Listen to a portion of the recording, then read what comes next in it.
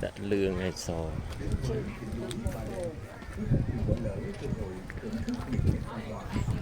sticker cái sticker đặc biệt nhà hàng buffet Vân Sơn với những món ăn nó miền hàng buffet đi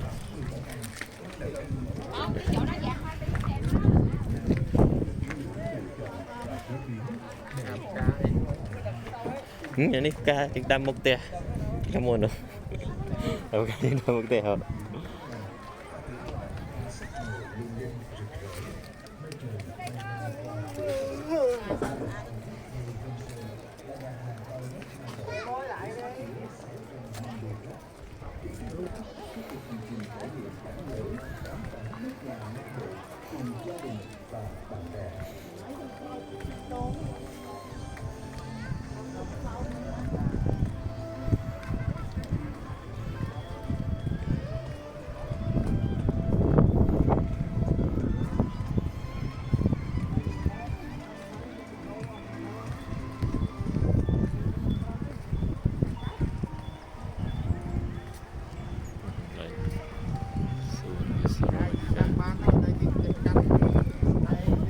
hai miền Bắc là Thái tòm chạm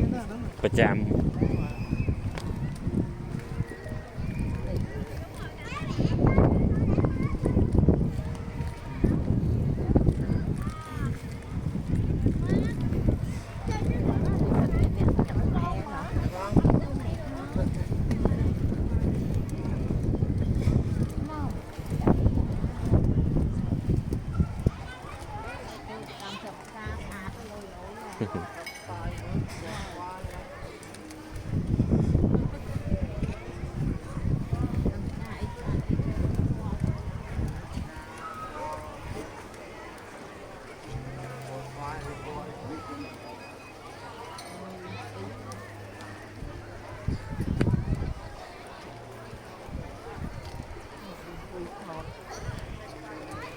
มอนี่คลาก็ยมมาตำเรียบหมองได้หมอหมอตำเรียบใจนี่